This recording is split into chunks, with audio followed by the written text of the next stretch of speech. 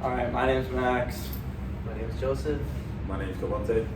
and this is our business law religious freedom assignment.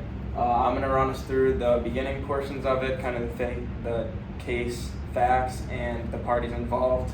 I'll be focused on the legal issues, basically taking a look at both perspectives in regard to this case and how this has played out throughout the whole part of the case overall. And I'll be going off my personal opinion and the rest of our group's opinion on what we believe if it was the case ended up being the correct decision, and also finishing up with a conclusion. Alright. So the introduction to our case, as on the beginning slide, is Braunfeld versus Brown. The case was brought to court December 8, 1960, and finally decided on May 29, 1961. So the main person involved, his name was Abraham Braunfeld, and he was a store owner, and more importantly, he was an Orthodox Jew. So what Orthodox Jews believe is that from nightfall on Friday to nightfall on Saturday, you should stay away from all work, and basically it's designed as a day of rest similar to the Sabbath. And as a store owner, it required his store to be closed from Friday till Saturday. On the other hand, the Pennsylvania state blue law, they required stores to be closed on Sunday.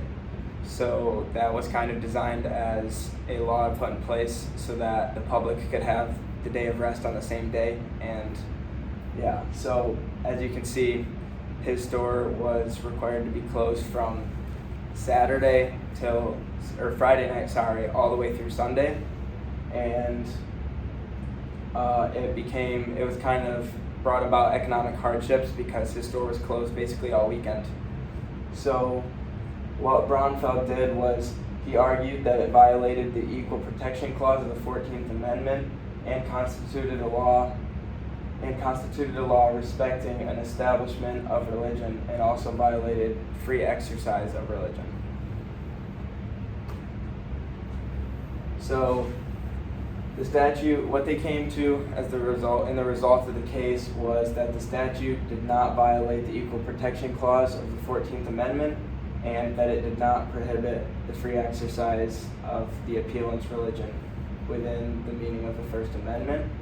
The court decided 6-3 that the blue law does not violate the free exercise clause. While it's inconvenient and not economically ideal, they are not infringing on their rights to exercise free religion, because while the law takes away their right to work on Sunday, it's kind of up to them how they're going to act out their religion. So from Friday till Saturday, that's kind of his choice. The law is not actually infringing on his the way he lives out his religion. It's just kind of an inconvenience for him. So what they kind of decided was that they weren't infringing on his religion, and yeah. Alright, so now in terms of the legality of the case, or more or less the case issues, I'll be focusing here on Braunfeld's perspective on this. So, from a business owner perspective, the point of a business is to make a profit. If we're not able to make a profit, then we would basically close down, and well, our business ideas would tumble. In this case, with Braunfeld, Pennsylvania enacted some blue laws, and these laws initially weren't very effective. Right? There were many mixtures, and Braunfeld happened to be part of the individuals that couldn't sell his retail products. In this case, he would consider this more unconstitutional because, well, as we were mentioning before, economic hardships are being placed on his business overall. And as I was mentioning, if you can't make business, or if you can't make a profit from this business, then there's no point in, well, continuing the business. It's better to close it down, or at least collect the remaining profits before it tumbles down. And of course, this would mean a disturbance in the operations for Braunfeld, since he's not able to sell his retail clothing or finishing items overall. Now, this interferes with the First and 14th Amendment of the Constitution, because now if I'm not able to practice my own religion because of Friday and Saturday, since we are having the business closed, and then now on Sundays, if I'm not able to open my particular store, I'm basically losing profit, and this is going to affect me in the long run. So this would actually be considered ineffective under the law, basically messing around with the free exercise clause, and of course business hours. If business isn't able to be able to move, then basically we won't be able to make a profit overall. Now, with Brown's perspective, or in this case it will be the state of Pennsylvania, the law was made to establish secular reasons as a day of rest for everyone, no matter the religion, no matter the race, no matter what, because it would be a day of, it would be considered like a uniform day of rest. This would be considered constitutional because now, from a more broader perspective, this wouldn't interfere with Braunfeld's business operations overall, but with a wide range of businesses, considering the fact that now,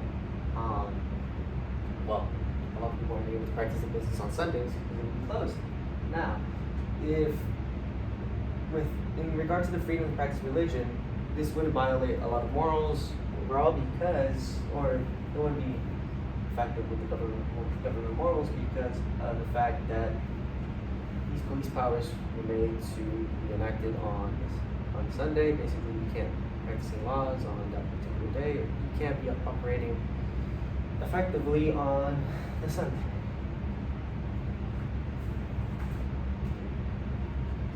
Okay, so now I'm going to speak about our opinions on this case and if we believe it's right or wrong. So first of all, I want to speak about, I want to put a bit of context into this case. This case was in 1961, which is a lot different to now in 2024. So a big part of that is because this was a minority, which is an Orthodox Jewish family in America, which was predominantly not Jewish. This puts a lot of context into the case because as a minority group, they feel like they were being targeted when I done my research, and that's why they had extra motive to then take it to court and sue. So our viewpoint on this case is that the decision was fair, even though it might be sensitive towards the minority group, the Orthodox Jewish people. The law stated and showed in court that the result of this was fair. So the viewpoint from the Orthodox Jewish family was that they feel like the law itself was in the wrong after the decision was made, but after going through the court case, it was proven that this was not the case.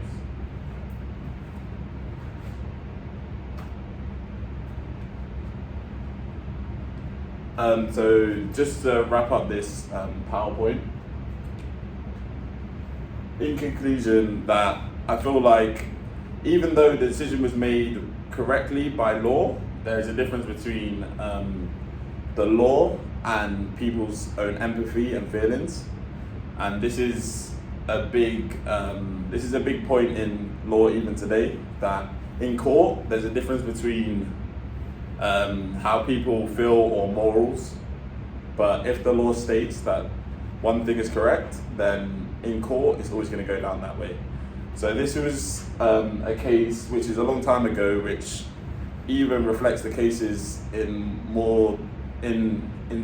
cases which are closer to our time today, is that things can feel wrong and you feel like things can feel wrong and you feel like there's morals in it, but once it goes to court, the morals get taken out of it and it goes by what's written in the law at that time, and then that's why the decision gets made. So just to sum everything up, we've speaking about this case, we've gone through the introduction of everything and broken down all the information of the case, and then we went and showed you the business viewpoint on it, and then my last bit was just our opinion on it, and we feel like our opinion was that the court made the right decision, even though as a human you might feel it was kind of harsh on the family. And to finish off, we feel like that was correct, and that's it.